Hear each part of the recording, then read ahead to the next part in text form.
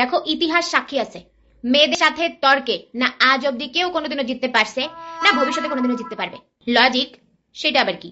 দেখো আমাদের কাছে ওইসব লজিক ফজিক বলে কিছু হয় না, আমরা যেটা মনে করবো ওইটাই ঠিক। আমি যখন কারোর সাথে ঝগড়া করি, স্পেশালি যদি সেটা ফোনে হয়, মানে চ্যাটিং এ ঝগড়া করতেছি, তাহলে অটোমেটিক লেখার স্পিড ধাঁধা ধাঁধা করে বাইরে যায়। মানে সেটা ধরো 100 ওয়ার্ড পার সেকেন্ড, নর্মাল আওয়াজই আমার 90 ডেসিবেল থেকে স্টার্ট হয়, সেখানে ঝগড়া করার সময় আওয়াজটা আমার ঠিক 150 ডেসিবেল ক্রস করে যায়।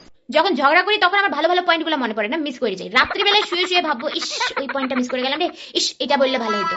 যখন দেখবো তোমার কাছে ভালো কোনো স্ট্রং পয়েন্ট নাই, হ্যাঁ জেতার কোনো চান্স নাই, ভ্যা করে কাঁদে দাও।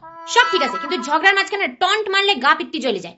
তুই দুইটা থাপ্পড় মার ঠিক আছে, কিন্তু টন্ট মারবি কেন? কারোর সাথে যখন ঝগড়া লাগে, মানে তর্ক লাগে, তখন আমি প্রত্যেকবার ভাবি যে এইবার চেঁচাবো না, এইবার শান্ত মাথায় ঠান্ডা ভাবে নিজের পয়েন্ট প্রুভ করার চেষ্টা করবো, কিন্তু না, ঠিক 2 মিনিটের মাথায় আমি উত্তেজিত হয়ে যাই। ঝগড়া শুরু হয়ে গেলে না আপনি আপ দেখি নিজের মুখের ভাষার পরিবর্তন হয়ে যায়, মানে স্যাটাসেট। হ্যাঁ গালি খিস্তি ছাড়া আমি ঝগড়াই করতে পারি না।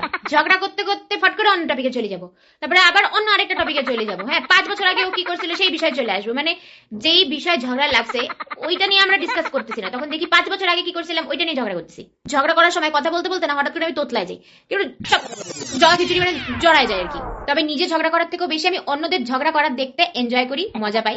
স্পেশালি যদি দুইটা মেয়ে ঝগড়া করতেছে, ও অনেক সময় চুলোচুলি পর্যায়ে পৌঁছায় যায়। ওইটাই বলতেছিলাম যে বিষ খায়ও হজম করা সম্ভব, কিন্তু মেয়েদের সাথে তর্কে জেতা সম্ভব না।